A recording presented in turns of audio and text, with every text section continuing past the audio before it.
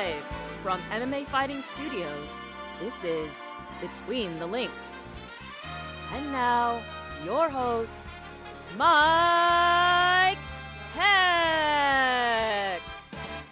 The iconic voice of Esther Lynn welcomes you to a special edition of Between the Links. And man, oh man, we got a big weekend ahead of us. UFC 281, MSG, 2 title fights, a fun main card, just a loaded card altogether. And this entire show will be based upon Saturday's card. No disrespect to UFC Vegas 64 and Amanda Lamos's performance. I feel like she's gotten her flowers from us for sure, but this event is just too big. The storylines are everywhere. So this is a full-on UFC 281 episode of BTL. So let's get into this and introduce the participants in another exhibition matchup because Jed is not fully back, and we apologize for the late start. It's not my fault. Jed is still retired. He's still doing the spring training thing. He's from No Bets Barred. Damn, they were good, and much more. And the man whose fault it actually was that we started late, MMA Fighting Zone, Jed Meshew. Hello, sir. Yeah, this one was entirely on me. I don't know why. I wasn't trying to be late. But, you know, when you say it's an exhibition, my laptop heard me and was like, yeah, we're not going to give our full effort here. So took a little while to get that settled up. We got it. Happy to be here. Excited to talk about this card.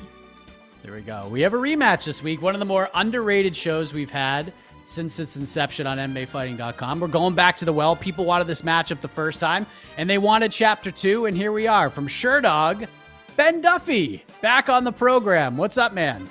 Yeah, I'm doing real well. I like Jed's over there like, I don't feel tardy. Like, I'm just happy to be back for round 2. There we go. I mean, to be fair, Jed was on time. Just if you could hear the actual audio of Jed's microphone before he rebooted his laptop, we laughed a lot. I saw you guys laughing, and I couldn't tell if you were laughing at me swearing at my computer or not. Because we couldn't hear you swearing at your computer. It sounded like a gang fight between a bunch of vibrators and dentist drills. It was mad annoying. Got to go with dentist drills in that battle. I mean, that's a perfect description. We feel like we couldn't have that sound for an hour. So let's get into this. Let's start at the top of the bill. Israel Adesanya versus Alex Pereira, headlining Saturday's card. The UFC's promotional machine, the matchmakers. Look, they don't get it right all the time, but boy, did they get this one right. We don't need to go over the history between these two guys because anyone watching the show is well aware of it, but the intrigue behind it with the styles, the history between these guys, I mean, this is just such a fascinating matchup. But Ben, in terms of fascinating, perhaps biggest middleweight title fights of all time in the UFC, is this one right up there with everything attached to it? It's definitely one of the more fascinating ones.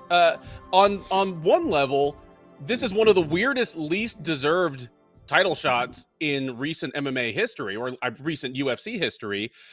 But on the other hand, all the history, the fact that Israel Adesanya himself seems to be taking this pretty personally and in more of a sense than just playing up a fight, that he really wants to bust this guy up. The question with Adesanya these days is becoming, how motivated is he going to be? Are we going to get an exciting fight, or is he just going to wait for it to come to him? And if we get a boring fight, we get it. And he's just satisfied to do what he needs to do to keep the belt.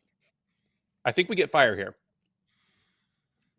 Jed, what say you? When you look at, I mean, the middleweight division, we talk about the middleweights, and there have been some big middleweight title fights, but in terms of build and intrigue, like, it took some time to get here, not a ton of time, but as soon as Alex Pereira got signed to the UFC and made his debut at MSG, we knew that this is the direction they were heading, and they're going to try to get there as quickly as possible. But with everything involved here, where would you rank this one? Is this right up there in terms of most interesting and question-filled middleweight title fights in UFC history?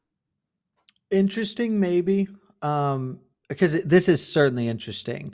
This is definitely not, I don't think this is really even on the top echelon of best middleweight title fights, or frankly, at the end of this, it's not going to be as lucrative as some other ones. Certainly, you go back to Andy Silver versus old Chael P. That's probably doing the thing for you from a monetary standpoint. But It's really weird, man. I don't know how to feel about this one. I haven't been this unsure about a fight in a really long time because you know me, Mike. I'm going to be really confident one way or another. And I might be dead ass wrong, but I'm still going to feel pretty good about whatever way I'm leaning usually. And this one I've flip-flopped 100 times this week already, and we've still got several days to go before the event. I don't know how to. This is so many questions because Alex Pereira comes into this entirely undeservedly. We don't know anything about him basically beyond the fact that he hits really hard and he's beaten Izzy twice in kickboxing, which is a similar but very different sport. And so it is just I don't know where to turn to. Like everything feels like a wild stab at what could happen here, and that makes it fascinating. Certainly more fascinating than what we've seen out of Izzy recently, because in none of his recent fights, we don't even need to get into the performance part right now of those, but I felt unbelievably confident in Israel Adesanya's ability to win all of his recent fights. The the only contentious fight he's had in the last 3 years was moving up to light heavyweight. And I still felt good about him there, but that just comes with questions. This comes with a whole host of questions for him, for Pereira. I don't know which way to turn, so it is endlessly fascinating in that regard. So you mentioned the big word, because one thing that was constant in what you just said, Jed, and during No Bets Barred when it came to this fight was, we have questions. You said it, GC said it. That's what everybody's saying. And lots of them when it comes to this fight in particular, because we have the kickboxing samples. And like you said, kickboxing is not exactly MMA. The MMA sample size for Adesanya is obviously much larger than Alex Pereira's right now. But of all these questions that you have, what's the biggest question that you do have? Like, what's the most intriguing thing, Jed, that you will be paying attention to outside of just winners and losers on Saturday? It's a really good question because I don't honestly know what is the most. I think the answer has to be, what is Israel Adesanya's approach to this fight? And as a corollary to that, how do the previous losses affect him, if they do so at all, right? Like, you can make a case he won that first fight. I think that fight is really, really close. I would personally have given it to Adesanya, but it's neither here nor there. But he definitively got knocked out really, really badly. And one of the things we've seen from Izzy in his career, and Izzy fans are going to hate me for saying this, but it's the dead ass truth, and you just got to cope with it. The man, fear is probably not the right word, but the man does not like when somebody can hit him back hard. Like, that is not something he is trying to play around with. The Yoel Romero fight sucking was largely a result of him not wanting to come near Yoel, because Yoel landed one right hand. He was like, I don't want to do this anymore. You can make a very strong case that the Jan Blachowicz loss, one of the key factors to it was strictly that Jan had power that Izzy had to respect. And when he respects you, he over respects you.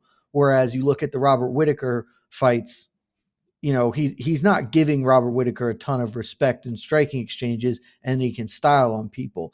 If that knockout loss is hanging over his head, subconsciously, whatever, he's going to give Pereira too much respect, and that creates a lot of opportunities for the challenger here.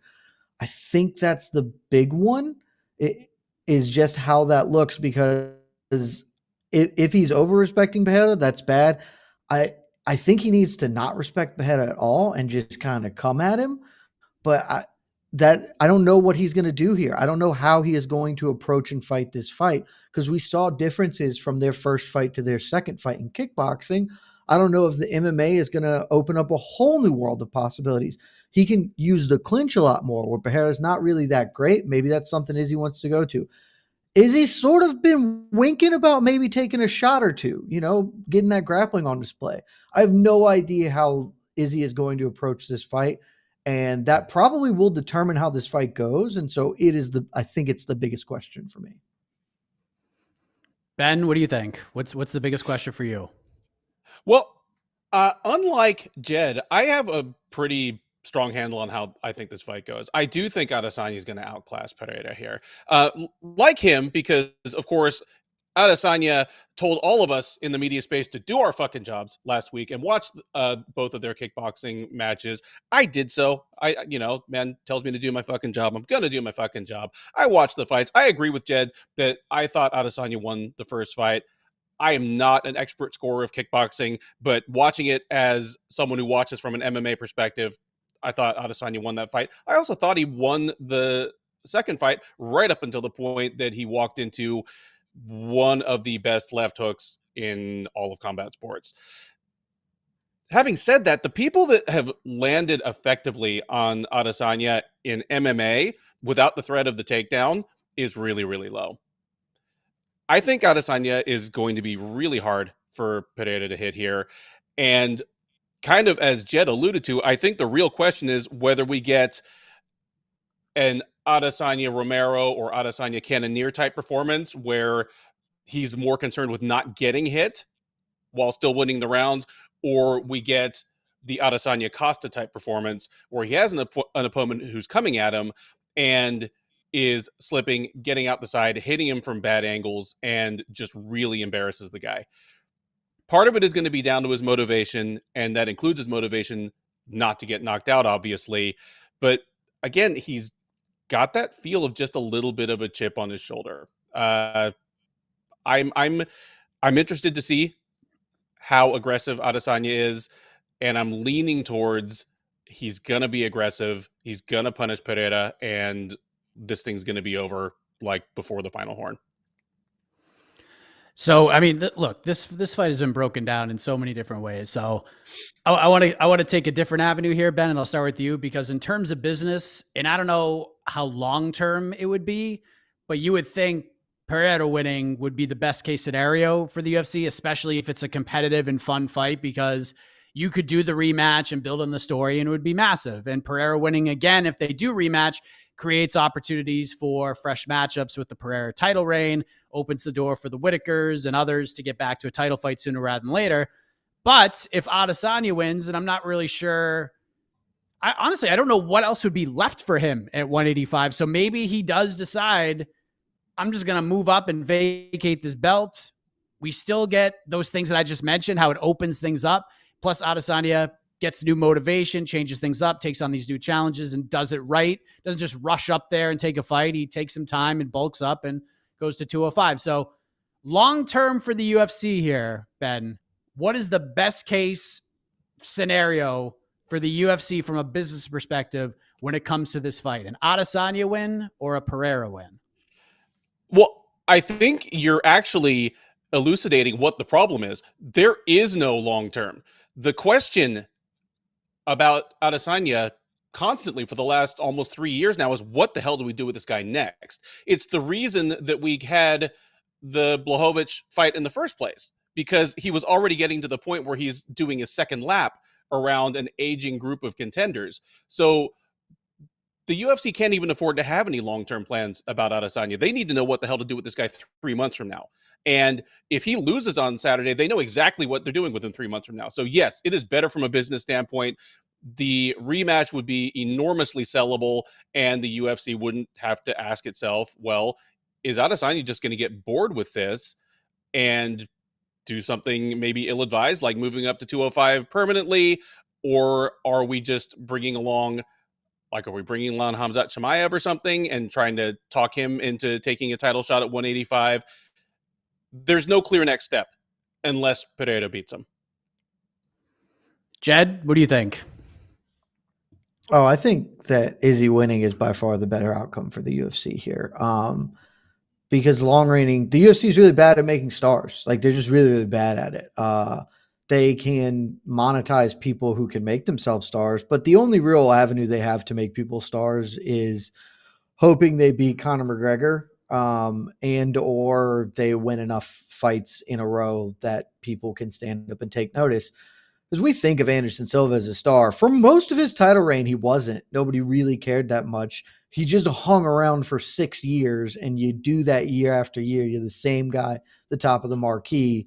You get over. Izzy's already over, and so him losing maybe doesn't cost him his stardom, certainly, but it still is a loss. And he's not the kind of star that's going to get Pereira over. He would still need to win some fights.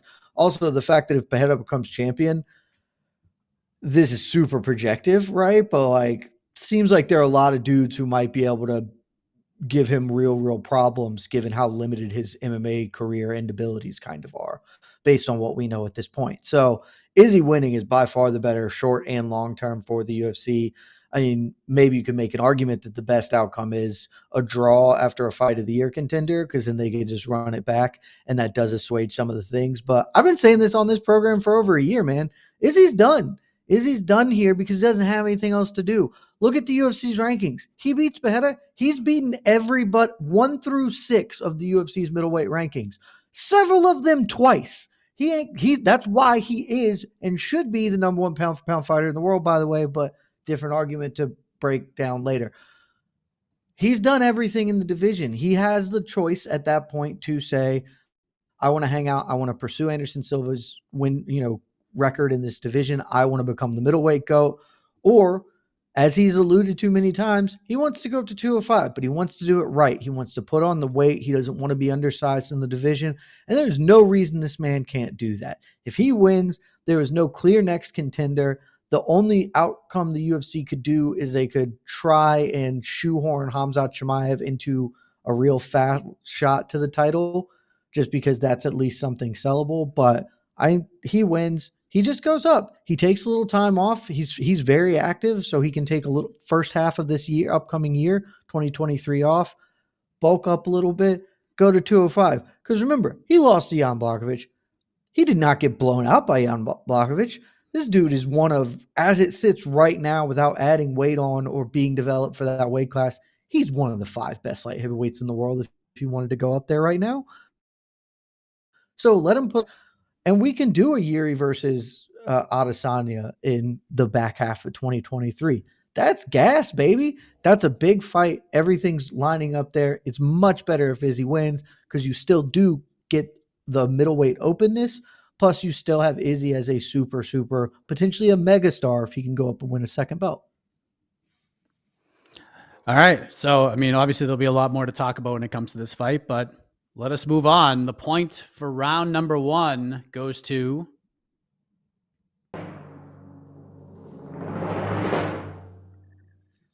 Ben Duffy. It's 1-0. He's on the board. His microphone worked perfectly right off the bat, so there was no delay. So, yeah, you need like a 10-7 to win that. Tough to overcome that. Jed starts with the yellow card already. Yeah. All right, but now it's a clean slate. So let's talk about the co-main event and the featured bout. And we'll start with the co-main event, Carla Esparza versus Zhang Weili. And Jed, I'm very excited to talk to you about both of these fights, especially this one, because as those who listen to No Bets Bar is aware of, you are all in on Zhang Weili. You feel this is one-way traffic. You're putting unit after unit after unit. You're emptying the bankroll on Zhang Weili. You feel like she will go in there and win the title back with relative ease on Saturday. So for those who missed it, why? Why are we going all in? Why are you so confident? Because I have eyeballs in my head and I've watched both these women fight. This feels a little hot takier, like, as we've gotten by, and I don't understand why, because I distinctly remember the narrative after Esparza won the belt from Namajunas in the worst fight I've ever seen in my life. Everybody, we got on, we're just like, yeah, so, like, good for Carla, not taking anything away from her. Absolutely, she won the fight, good for her. She is going to be a Hall of Famer. That basically locked it up. But still, like, there are 5 women in this weight class who would hand her ass. And then we went and watched Weili Zhang obliterate Joanna Jędrzejczyk, who, so we're clear, would still hand Carla Esparza her ass. Like, Weili is just, she built different, baby. And that's it. Like, we're talking about the only woman I think I've ever seen just physically overpower Jessica Andrade. So, God love Carla Esparza. Tremendous story. Great comeback to reclaim the belt, but she is probably the better wrestler offensively. I'm not even certain that's true because you're watching Weili Zhang get out here and, pick Francis Ngannou up into the air and shit. Like, I don't know if Carla Esparza can do that. So I do not see a path to victory barring some very, very freak occurrence for Esparza. She is not a knockout artist. If she can score a takedown, I'm not even sure she can hold position because Weili can just do the Derek Lewis. Nope, I'm standing up out of this because I am a physical specimen and you cannot compete with me in this. This is going to be one-way traffic. Everybody knew it as soon as Esparza won the belt. Everybody even more so knew it as soon as Weili Zhang blew the doors off Joanna Jędrzejczyk and was clearly going to be next in line. And everybody should still know it right now.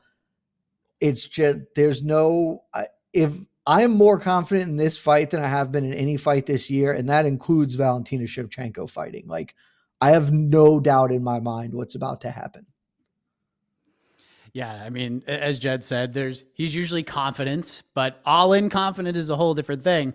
Ben, are you all in confident here on Zhang Weili? Like, I don't know if you play the ponies or not, but or would you be willing to risk your pony playing bankroll on Zhang Weili winning on Saturday?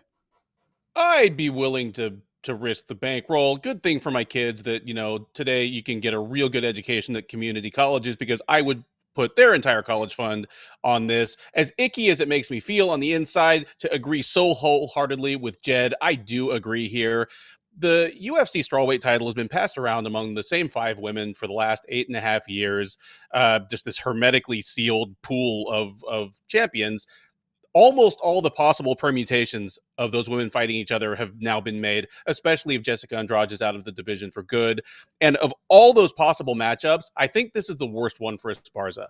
So it makes me feel bad to say it, because I've been on the trail for the last couple of weeks saying she is one of the most overlooked, underrated, unfairly dismissed top-level fighters, champions of the last decade in the UFC. And I say that right before I dismiss her, because I am dismissing her chances here.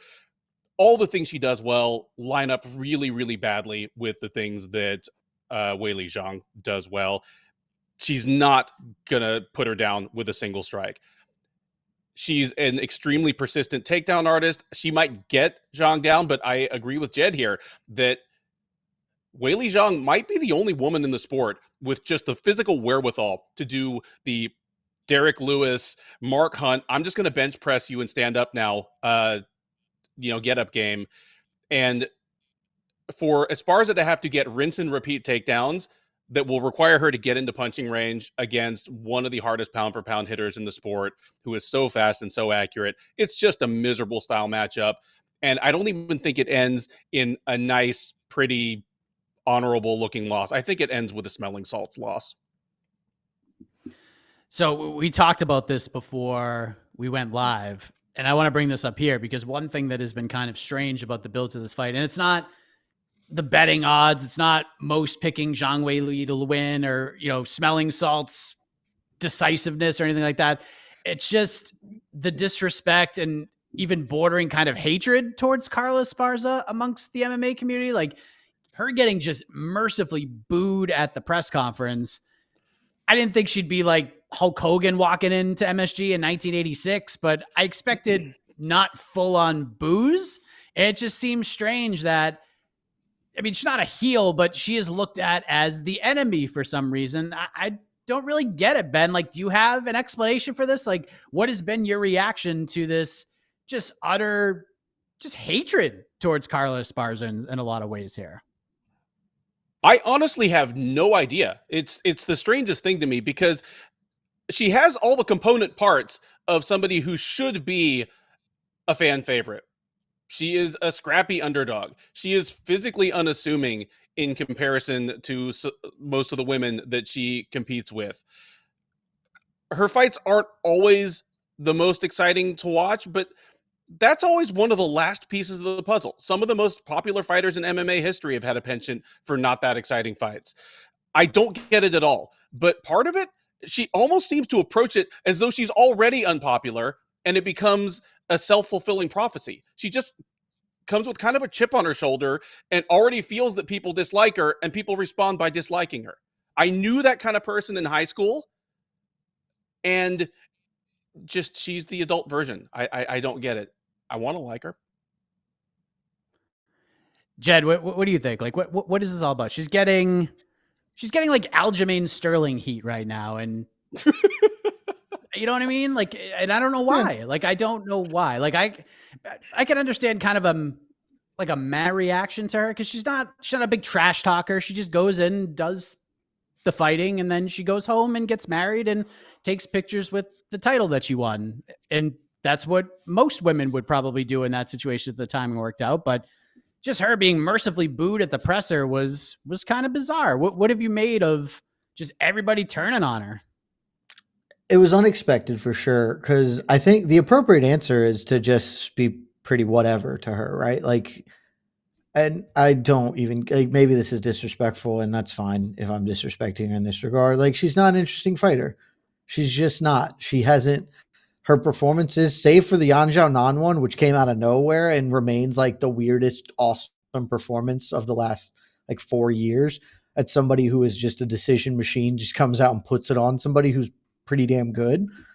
Other than that, she's just not been interesting. And I have to assume that the hate, but she hasn't been not interesting in a negative way. Aljamain Sterling, I totally get why people hate him. Like, maybe it's a little unfair, but he really, really sucks at handling things. Like, he's very just objectively bad at optics. And so, like, I get why that people get turned off by that. I don't think Esparza has really done anything bad here. I think really her major shortcoming is the UFC has never promoted her and been invested in her in any realistic way outside of letting her win the title that first time around from the tough season. And then she immediately lost it. And now she's just a person, she's just been in the division, but they have been very invested in Rose Namajunas, and her winning the belt in the way she did over a popular champion, even if I scored it for Carla and think that that's fine. And that's on Rose for putting the worst performance in the history of modern mixed martial arts out there. Like, still winning it that way from a very popular champion, that's the only explanation for why people dislike her, because otherwise she hasn't done anything to make you hate her, except for she beat someone you liked, and people naturally dislike that. We're going to talk about it in a little bit. For years, I hated Frankie Edgar because he robbed BJ Penn. For years, I hated that dude, and it's just how fandom goes. So it's odd and it's inexplicable, but I want to point out it's not as inexplicable as this gambling line, Mike, because I don't get it. Weili Zhang is minus 330 favorite. She should be a minus 1,000. Who is picking Carla Esparza? How is this number staying this low? I do not understand.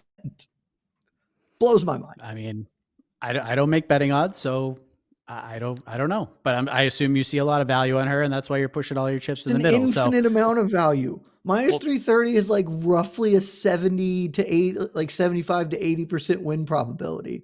If they fought 100 times, Carla maybe wins 2. Maybe. Well, given the UFC's recent track record, I'm going to assume that line means that Weili Zhang is going to walk out in the octagon fully missing a whole leg, and they've just kept it on the hush-hush. Dude, that's like legitimately the only concern Brought to you by DraftKings. Is because this line isn't moving, and I'm like, maybe somebody knows that Weili actually is not physically able to compete on Saturdays, because I don't get it. She broke her back once she put Francis Ngannou back down. Honestly, even with a broken back, it wouldn't shock me if she won this fight. Oh, jeez. All right, well, let's move on. It was, I don't understand the negativity towards Carla, but it is what it is. So let's go positive, Jed. Let's go positive, because your favorite fighter of all time, Michael Chandler, is fighting Dustin Poirier, and it will be a fun fight, and it would be shocking if this fight is boring or doesn't deliver, but this fight has become a little more interesting in terms of stakes because Charles Oliveira is no longer the lightweight champion. Islam Makhachev is. So the lightweight champion has I keep a name. Going back and forth. Yeah. So I'm going back and forth on like what this fight actually means, because as interesting as Makhachev being the champion is, I feel like there's a real chance that we might see some of the familiar names, one of these two guys potentially getting back to title shots before guys like Dariush or some of these young, hungry lions that are just itching to move up and get these opportunities. So What do you think these guys are fighting for outside of just putting on a show at MSG? Because there's something on the line here that probably wouldn't have been if Charles Oliveira won on October 22nd. I don't know about that second part, because I think even if Oliveira had won, if Chandler wins, I think has a very good chance to get a title fight, because the UFC loves this man. And even had Oliveira won, Chandler almost killed Oliveira before he got himself killed. So you can sell that 2 wins. I think that could have very much been in play. I think with Makhachev winning, that's very much in play. It's a little less in play for Poirier because, again, not fair, and they're not the same fighter.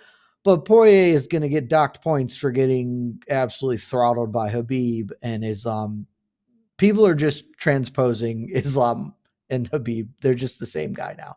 So I think what they are fighting for is the winner. I think, even if it is Chandler, still probably ends up fighting Beneil Dariush next. And I came out of 280 thinking, man, Benny Dariush should just fight Chucky Olives, because that's a hell of a fight, and that'd be super fun. I'm not confident that fight's going to go. And the more I think about it, I hate that fight because, as I've mentioned on many different programs, I'm incredibly tired of the top dudes just squatting on rankings. And I want Oliveira to fight back. Just one time, then he can do the thing. But if you're losing in the top 5, you need to let some new blood try and come in and get there. So let Beneil Dariush and Michael Chandler, or Beneil Dariush and Dustin Poirier, fight also at the Perth card, assuming, I know there have been rumblings that maybe the Volk thing doesn't happen with Islam. If we're still operating in the world where that happens, Islam fights Volk. The undercard, Beneil Dariush fights either the winner of this fight, and with the understanding that Benny Dariush is the backup should something happen to the main event. I think that's where we go from here. Ben, what do you think? You agree with that, or you think there's more on the line here? Like, poor Benny's getting leapfrogged and it's Volk or one of these guys. Uncomfortable as it makes me feel to largely agree with Jed once again, we've just finished talking about 2 divisions that have a problem at the top. Middleweight, obviously, a shortage of viable options for Israel Adesanya. Strawweight, where no woman has been able to break into that circle of 5 in over 8 years now. Lightweight does not have that problem. And the longer the same 4 guys and the proxy for the departed guy, Khabib Nurmagomedov, continue to just occupy all the top spots, there are so many people working their way up the 155-pound division that are on 4, 5, 8 fight winning streaks or unbeaten streaks, and they're just sort of frozen out. So I think Poirier versus Chandler might be for a title shot, but I hope it isn't. And I definitely think that Oliveira should take a step back to where he is at least one more elite win away from getting back into discussion to win his title back. I've never been a fan of immediate title rematches. I like when champs off of a bad loss have to take 2 steps back. I do think that Chandler might be closer than Poirier because of the optics of the way Poirier lost to Nurmagomedov, even though it's not fair to say Makhachev and Nurmagomedov are the same guy or would do the same thing. And the fact that Chandler, by the eyeball test, probably has a better chance against Makhachev than Poirier does. But all of that only matters if Chandler beats Poirier, and I don't think he's going to. All right, let us move on. Dope, Jed, what's the face? I'm trying to think if I agree with that last statement about Chandler having a better chance. I think maybe, but we're talking Poirier has a 0% chance and Chandler has a 0.5% chance. Like, neither of them are doing shit to Islam Makhachev, man. Here's my hot take on this fight. I think both these dudes are washed and we don't know it yet. And not like washed, but they haven't been fighting good people. And or when they have, they've been getting got by good people, aka Chucky Olives. They're both old, certainly in fight mileage, they're old. And Chandler was losing to Tony Ferguson before he punted his face to the moon. And the only wins Poirier has in the last 4 years are Conor McGregor, who is also washed. I think this fight's going to be awesome. It's going to be super fun. I think I'd have both of these gentlemen ranked below several other dudes, like upcoming guys at lightweight. And I think just because of the way lightweight has worked and shook out, and that they're fighting themselves, all the same old guys, that same group continues to round robin it. They're not fighting the new blood. Like I think Poirier might be pretty close to like really having his drop off. And I think Chandler's right there as well. So I don't think either of them have shit for Makhachev. And I think like Mateusz Gamrot would roll them up as well. Like I think Benny Dariush beats them both. So, but I mean, I guess we'll find out. Well, you make a good point by bringing up Dariush, because he has been fighting good people, because he's had to climb the ladder incredibly slowly and has had to beat tough dudes every single step of the way. The idea that he might not get the next title shot at lightweight makes my heart hurt. Yeah. But hey, maybe he becomes the Leon Edwards of 155. The best win for both of these dudes in the last like 4 years is Dan Hooker. And God love Dan Hooker. I don't know that that's a good win. Like it's a fine win. I don't know that it's a good one. Well, speaking of Dan Hooker, he is also competing on this card on Saturday, and we'll see what happens. Let us move on. The point for round 2 goes to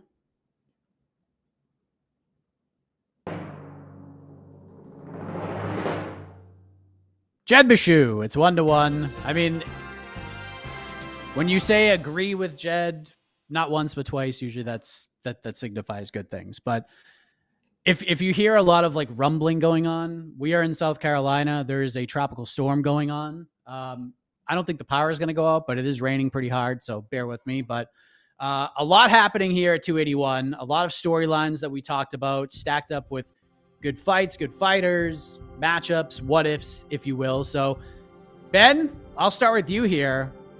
Outside of the top 3 fights that we've just talked about, which fighter has the most pressure on them to deliver on Saturday? Which fighter needs a win the most, and why? Oh, the fighter under the greatest pressure to win is probably Dominic he's going to get Reyes. the right. Damn it. It's Dominic Reyes. If he doesn't beat Ryan Spann, he is going to complete one of the most precipitous falls from grace of any top fighter I can remember in the UFC. We're talking about a guy that 2.5 years ago, almost 3 years ago, beat John Jones, the best fighter on the planet in the eyes of a majority of observers. And it's not completely fair to pile all that on him. He lost a tough decision to, again, maybe the greatest fighter of all time. He's had no breathing room since then. He gets Jan Blachowicz next. He gets Yuri Prochazka after that. He has fought 3 of the last 4 champs in that division. But between that and just basically fighting once per year, the onus is on him to prove that he is still a top guy in this division. And he's been saying all the right things this week. I'm Dominic Reyes versus 2.0. I'm better than ever before. All the things you'd expect a fighter to say in his position. I think we're going to know in about 90 seconds. I'm not saying the fight's going to be over in 90 seconds, but I'm going to say he's either going to put the lie to this, or he's going to vindicate all the things he's been saying within 90 seconds of when he and Ryan Spann go at it. Jed, yeah, I think you kind of knew where this is going, but look, there's a lot of fights here that you can make at least some sort of argument for. I don't think you can get one more than Dominic Reyes, but you can give it a shot, or maybe you want to add a different wrinkle to Dominic Reyes. Who's got the most pressure? Dominic Reyes is objectively the correct answer. Because if he loses, it will be very sad. It will also be kind of funny, just because like MMA, what a wild ass sport. Not that long ago, this dude beat the best fighter on the planet and got absolutely robbed by the judges. And then it just everything fell apart for him. What should have been the greatest night of his life actually became the turning point for a really terrible story in this sport. So he for sure has the most pressure. Like I don't think this is even close.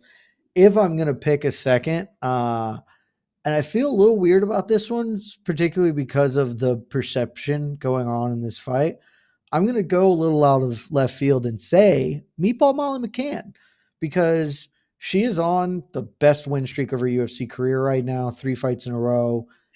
2 back-to-back spinning back elbow KOs. If she does a third one, it will be also incredible.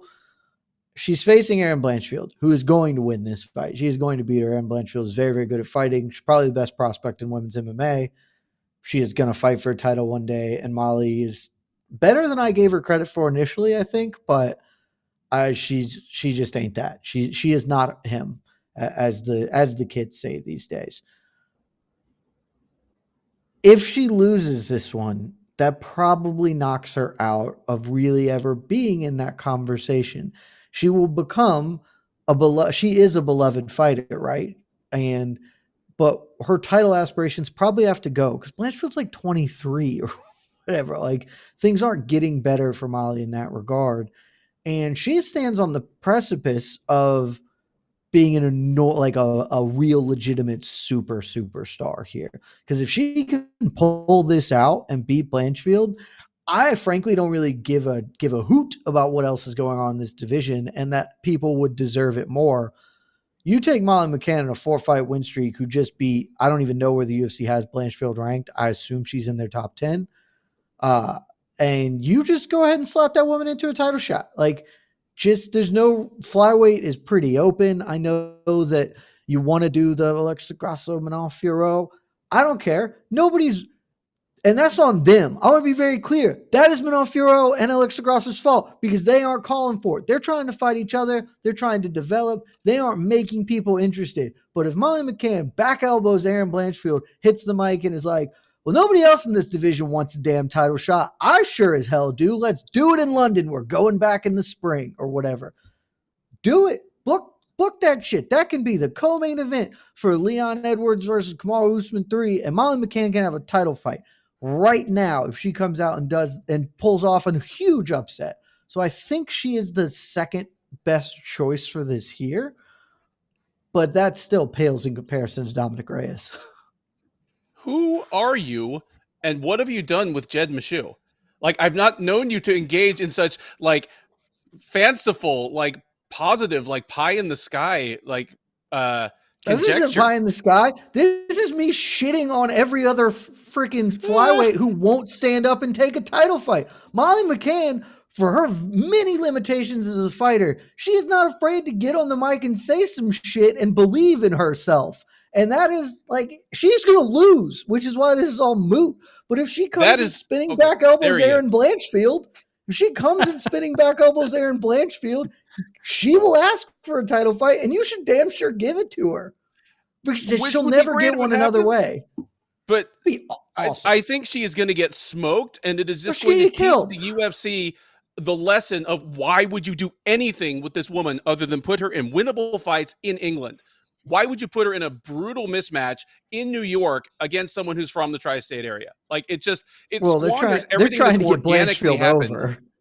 They're trying to get Blanchfield over is what they're trying to pull off here, because they believe that Blanchfield is the future of this division, and they're probably correct in that regard. But they're right that she's the future of the division, but she's going to squash McCann to like some polite golf clapping, and the UFC will have nothing. I mean, yeah. Well, I don't know about that. Division. I don't know about that. Blanchfield's from the area, so she's probably going to have some peeps out there.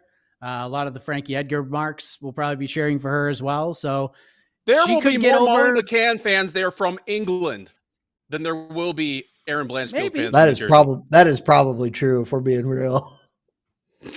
Maybe. I mean, it's possible. But listen, that's why I love the matchmaking, because it's a win-win for the UFC. Either Blanchfield gets over or McCann gets thrust into a title fight, and she over exceeds and becomes a player and becomes a very sellable fight for that London card. That's massive. So if I could pick one outcome, if I just got to, play God for a day and I could pick one outcome, it would be a spinning back elbow KO for Molly McCann, because this would be the best gimmick in the sport. If she never finishes anybody and then just suddenly learns the back elbow, and it's just a Mortal Kombat move. She just gets a patented finisher like a professional wrestler has. Yeah, it's just the same move. It's awesome. So is that the Loki banger, Jed, with the stakes here? Oh, God, or no. Is there something else? God, no. That fight's not a banger. And Blanchfield's going to tackle her to the floor and just hustle her all up and down the mat. It's not a banger at all. It's weird to pick a Loki banger because as good as any fight on this card can be, very clearly Poirier Chandler is going to be insane. So, like, you can't pick a Loki banger that even has a realistic shot to win fight of the night because that's spoken for. But for the sake of doing it, let's take a look here. No. Kind of a lot of thin as I'm looking over this card. It's probably too high up.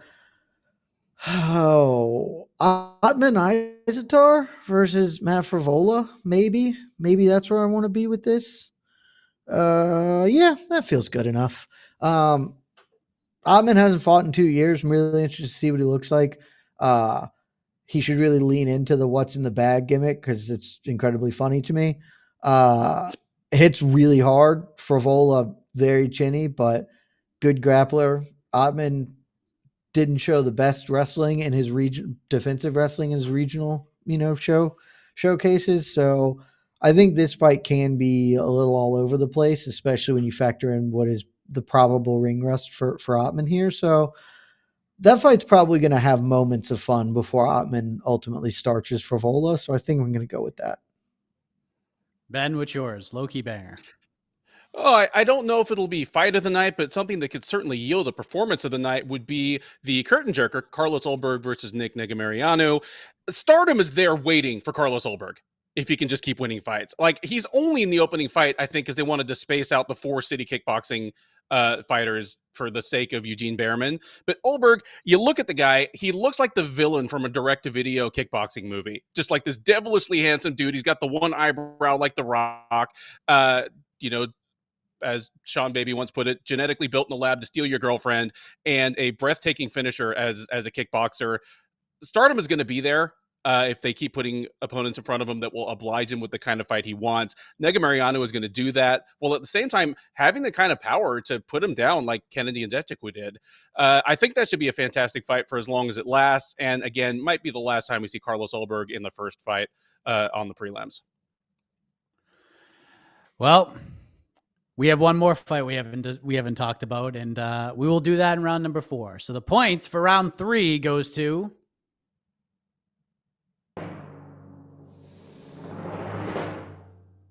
Ben, but I gotta say, Jed made this real close. So it's 2-1. So let's talk about another fight on this main card, a very important one, the final one for Frankie the Answer Edgar. What a career this guy has had. This will be his 30th UFC appearance coming up.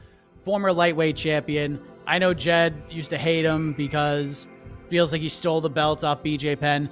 Fun fact, He did. I love That's Frankie just objectively correct. Hey, listen, I love Frankie Edgar for that because the only MMA bet that I have ever made was picking Frankie Edgar in that fight. And robbery or not, I cashed the ticket. So I was pretty happy and cashed some good value on that as well. But he's fighting Chris Gutierrez. Final fight. He wanted an MSG, and here we go. So, Jed, again, for those who may not have heard, tell us why you love this matchup and this matchmaking so much. I hate this fucking fight. I hate this fight so fucking much. And I don't even like Frankie Edgar. And that's been bothering me more than this fight itself has, because I shouldn't care about this because I don't even like Frankie Edgar. I don't dislike him anymore. I hated him for a long time because he robbed BJ. Everybody forgets that's like one of the worst robberies in the history of the sport because the rematch was super not close. He like very decisively won it, but he super didn't win their first fight. And I carried that grudge with me for a long time. And it was a joy to watch Jose Aldo take this man to school. And then I finally got over it because Frankie hung around enough. And you have to respect his career. If nothing else, you got to respect the man's career. And he also got karma when Benson Henderson twice robbed him. So it all settles out in the end. But I'm still not a Frankie fan. Like, Frankie's just a dude who I respect immensely for being one of the 15 greatest fighters of all time. Like, he's in the short list, just for his accomplishments, and particularly when you consider his accomplishments despite being a natural 35er, right? It's incredibly impressive. The UFC has a real problem with how to handle their veteran stars. And I know that Frankie wanted to fight on this card, and you should respect that. Chris Gutierrez is probably going to beat him, and this is for nothing because no disrespect to Chris Gutierrez, he ain't it. He's not a future star. He's not the next guy. He's a good dude who can probably be a top 15-ish kind of dude in this division, but super deep division, difficult to stay there. And if you're going to send your legendary fighter, future Hall of Famer, out on his back, do it with a surefire star. For as much as I gave the Hamzat versus Nate Diaz fight trash, and I did for all the reasons it deserved it, the core principle of that is at least solid matchmaking in the fact that it is, this guy is a certified star. We're trying to get him a bump. Chris Gutierrez is just a dude, and he's going to go out and he's probably, like, Frankie may win the first round, and then Chris is going to kick him in the legs a bunch, and he's going to knock him out because Frankie's old. And then instead of having a great home going in Madison Square Garden, Frankie is going to be stretchered out in Madison Square Garden for his final fight, in a fight that does not matter to his legacy in any regard, because when you go back and look at it, you're just going to be like, yeah, let's forget about that one because that fight means nothing to anybody. And it's going to be the best win of Chris Gutierrez's career, but then it's not going to amount to anything. This is, who did they do this with Donald Cerrone against? Alex Morono or whatever. Yeah. Who gives a shit about that fight? Like, that is a useless way to get brain damage dealt to Cowboy. And we're just doing this here, and we're doing it at MSG. They should have done Dominic Cruz. I know that you can't because Cruz lost to Cheeto. Well, that's why you don't do the Cheeto fight in the first place, you ass bags, because have foresight.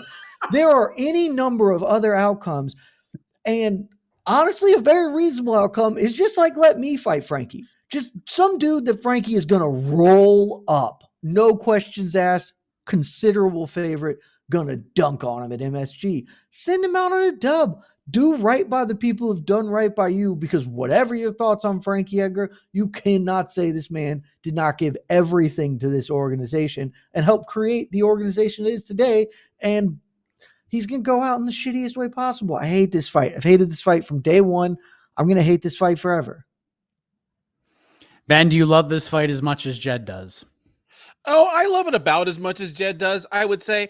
I will say I'm talking about this fight in a different way than I would if Edgar were not one of the few MMA veteran living legend types that I actually believe when he says this is his last fight. I do believe him. I think he's gone after this. And you know what? I forgive him for beating BJ Penn. Well, I forgive him for getting the decision in that first fight, because the universe has a way of smoothing things out. He got his karma when he had to fight Benson Henderson, and it was more or less the same thing, where he lost a real iffy decision the first time and a more clear one the second time. The balance has been restored to the force. Lost both of them. This fight, I do think the UFC just kind of got stuck with the worst of all possible worlds here, because you either give one of your heroes a winnable, super winnable, get Jed Meshew in there against him. I mean, I don't know where that name came from, but I like that idea. Somebody that Frankie would just completely style on, or really do just feed him to one of your young lions. I mean, Sean O'Malley just fought, and he's probably right in the title picture now. But you just give him to just some scorching up and comer, give him like Adrian Yanez or somebody, and let him get stretchered. But here, I do think this is a fight that it's not going to go well for Edgar, and he's either going to lose by an ugly TKO, or he's just going to lose a bad decision where he's smaller and slower than his opponent and no longer has the legendary cardio where he's the guy that's getting rolled downhill on in the last round, and it'll just be a depressing scene for all involved.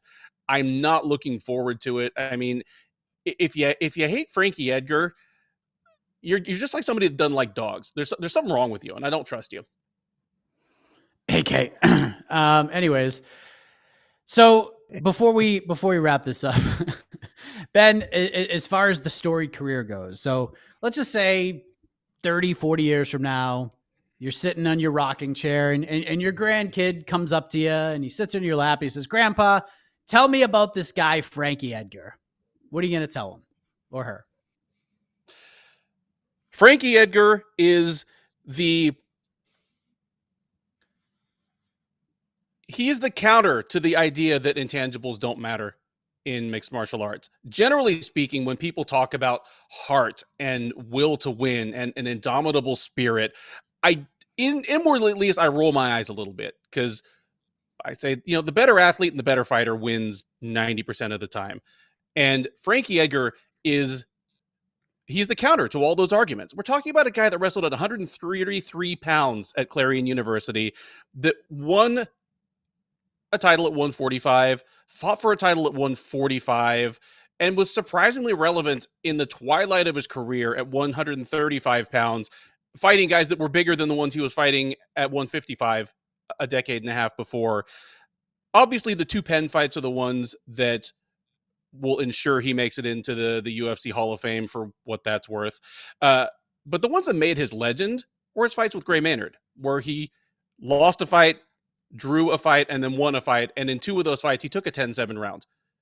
And you literally saw a smaller, less weaker man will himself to victory over one of the most physically imposing fighters in the sport at the time. I'll never forget those. They were impressionable years for me, even still as a fan that had been into the sport for a while. And they cemented for me his greatness, his legend. Yeah, Frankie Edgar, all-time great, and the living definition of heart in mixed martial arts. Grandpa Jed, what do you think? We're going to tell the young whippersnapper grandchild, tell me about Frankie Edgar. People doubt me all the time, and people say, hey, go watch the UFC, go back on Fight Pass or ESPN Plus and watch old Frankie Edgar fights to boost your morale. And then he wants to learn more. And who better to learn about Frankie Edgar from than Grandpa Jed? What are you going to say? He's one of the 15 or 20 best fighters of all time. And his career is not going to be remembered as such. And that's a shame to some extent. Honestly, he and BJ are going to have a real similar post prime or post career, where maybe not in their personal lives. We'll make that distinction clear, but if you look at their records, like Randy Couture, you look at Frankie's record and it's not that good. I mean, he's 24-10 with the one draw in there as well. That's a fine record, but that is not something that jumps off the page. But those numbers lack the context of what we're talking about here. I mean, he has wins in top 10 wins in 3 different weight classes. There are a handful of fighters who can say that. I am trying to think off the top of my head who is in that group. It's Anderson Silva, and I'm drawing a blank, honestly, on anybody behind Anderson Silva having that kind of wins over that many career weight classes. That is just an unbelievable achievement. And the fact that he was lightweight champion, I mentioned earlier, despite being a natural bantamweight, is incredibly impressive. This is a dude the numbers don't tell the tale. I don't want to retread what Ben said about the heart stuff, because I also don't know that I'm all the way there with him, because the bitter BJ Penn fan in me can't quite still allow for it. But this dude delivered incredible moments and delivered in big spots when it counted. And that is kind of the measure of a champion, how we view it. He showed that, did it for a really long time in a bunch of weight classes. But for Jose Aldo, who in my estimation is at absolute worst the 3rd greatest fighter of all time, he would be a 2-division champion. Frankie twice fought for the featherweight strap. He realistically should have been a 2-division champion at some point. And had he made the cut to bantamweight earlier, would have really had a great chance to beat Dominic Cruz if they had ever finally settled up in the cage. So he is an all-time great, and the people who know and were here at the time, they will all tell you, yeah, that dude is one of the best fighters who's ever fought. And that's really all it is. Well said. Well said. Happy trails, Frankie. And we could all watch Frankie Edgar's final fight together on Saturday. UFC 281 live watch party. Myself, GC, will be in the studio in New York. And I believe Jed Meshew is going to join us for his favorite fighter, Michael Chandler's fight with Dustin Poirier. And we get to watch him sweat out an all-in bet. I'm not sweating out. It's going to be easy. Well, I don't condone this in any way, but like, this is a bet where if I had to put up like a pinky finger on it, I wouldn't be that uncomfortable with it. Like, yeah, that's fine. All right. So a lot on the line here. Maybe a pinky finger comes off, but that's why you need to watch the watch party on Saturday, because you never know what's going to happen. But the point for round 4 goes to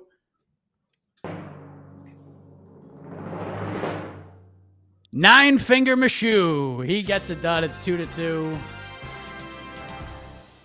And that means we head to the final question, the knockout round. One question. Both guys will get the same question. They will each have 1 minute to answer. And then when it is done, we will turn it over to you, the people. All of you watching the program right now, you can vote on who you think wins the matchup between Jed Meshew and Ben Duffy. And then Casey Leiden, Mr. 3024. Get him on that Ryzen card, Ryzen officials, and he will announce the winner. So, Jed, you've got back-to-back wins. I mean, they're spring training wins, but they're wins nonetheless. So you got the prerogative. Do you want to continue the exhibition streak and go first, or do you want to pass this over to Ben? Yeah, sure. I don't even know what you're going to ask. I was trying to think what you could be asking, but sure, let's do it. I'll go first. So I didn't know what I was going to ask, but I looked at the PR schedule for the week, and I was like, ooh, I think I'm going to go with this, because we haven't really touched on it. We touched on it for like microseconds when Brian Campbell came back on to take on Alexander K. Lee. But so tomorrow, Jed, in New York, Dana White, before the ceremonial weigh-ins for UFC 281, he's going to host a press conference for his Power Slap Fight League that is launching, that has been met with a lot of different reactions. So, Jed, you can't be in New York, so let's just say we can zoom you right in there. You get the first question. You're the John Morgan of the presser, and you get a 60-second time limit. What are you asking him? What are you telling him? 1 minute on the clock. Go. Well, this is a layup at least. So there's that. If I could only ask one question and Dana White hosting, and whoever's watching this and happens to be at this, I hope you take this question. The first, hey Dana, right here. Yeah, I know John's not here. Pick me. I don't wear a blue shirt, but it's okay. Pick me. Dana, I have one very important question for you. Did anybody at all in the PR department, in any aspect of this, look at the fact that you've named this Dana's White Power Slap League? Because it feels like you shouldn't have white power as two words together in this thing. And I'm just curious on why you felt the need to do that. That's the obvious question. And then if you're being a real journalist after that, the follow-up is also, this is objectively horrible, and why are we promoting something that is certainly bad for traumatic brain injuries? Your response. All right. This is going to be a great press conference if that's the first question. So, Jed, you get to hand the mic over to Ben. And John Morgan wants the mic, but you're just going to run it over to Ben. So, Ben, you get the mic. You get the second question. You get 1 minute to ask it and say whatever you want to say. Go ahead. Go. I've got a blue shirt on. I'll take the next question. I'm mostly interested in just all the possibilities that this exciting new idea presents. I mean, I've never heard of a slap fighting league before. I want to know what the tail of the tape looks like. If there's going to be like hand size, like glove size, like are they going to compete by hand size rather than actual weight? I remember, like the whole thing about Shane Carwin having the biggest hands in the UFC. Do we get a comeback? I think he's only about 54 years old. Power's the last thing to go. I want to see a Shane Carwin power slap on somebody. Could we see like intergender intramural slap league? Because I've seen in live situations like plenty of women slapping men. I could see that in a competitive context. And beyond that, I would just echo that, yeah, this is the worst idea I've ever heard of. Where did you get it? And how did it not go immediately into the trash can under your desk? And that's all for me. So So I think we'll probably have the press conference at MMAfighting.com. So maybe you'll get those questions, maybe you won't. So vote now, tabulate the votes, get excited for Dana White Power Slap Fight League or whatever it is. And programming note, tomorrow, 9 a.m. Eastern, ladies and gentlemen, official weigh-ins, UFC 281. AK has the day off because he needs to rest. He needs to get his voice all ready because he'll be hosting, of course. Christmas come early for AK Lee. 9 a.m. to 11 a.m. We'll see if there's any drama on the scales. Shortly after that, we'll have a heck of a morning on the Twitter Spaces. So join us for that. We'll have some fun. And then later on in the day, we'll have a preview show. I think it's going to be after ceremonials, but we'll have all your coverage on the Slap Fight presser. There might be another presser as well. I don't really know. And then we'll have ceremonial weigh-ins. We'll have a preview show, and Saturday's going to be fun. Lots of stuff happening on Saturday. It's going to bum me out when people care more about Slap Fight League than like Bellator. Just tough scene. Oh, man. Actually, that won't bum me out. I'll mostly think it's really funny and give me more things to make fun of Bellator for. So. Oh, well. And then after that, yes, like we talked about, we'll have a People's Pre-Fight show. I believe we're going to do it at 5:15 Eastern, roster TBD. And then the watch party will be at 9:45 p.m. Eastern. That's when it'll kick off on the MMA Fighting YouTube channel. We can watch the fights together. We can watch Jed sweat. Connor sweat a lot during UFC 280 because he had a lot of units on the line. And we even did a chat bet where you guys picked a bet for Connor, and it cashed. Benny Dariush by decision, thanks to the fine folks of the MMA Fighting YouTube chat. And then AK and I will be back on Sunday. On to the next one, of course, you'll have your post-fight coverage and all that. So, Casey, are you there? Do we need more time? No, we do not need more time. Casey has sleeves. I'm disappointed. Can you see my shiner? Yeah, it's the other. Isn't it the other eye? Yeah, oh, yeah. That one, the one that hurts. Yeah. Okay. Yeah, that hurt. Okay, I can see it on the eye you're not pointing to. All right. All right. We have a so, winner. Casey, who won? Ooh. All right. Your winner today with 66% of the votes is... Damn. It's a good showing.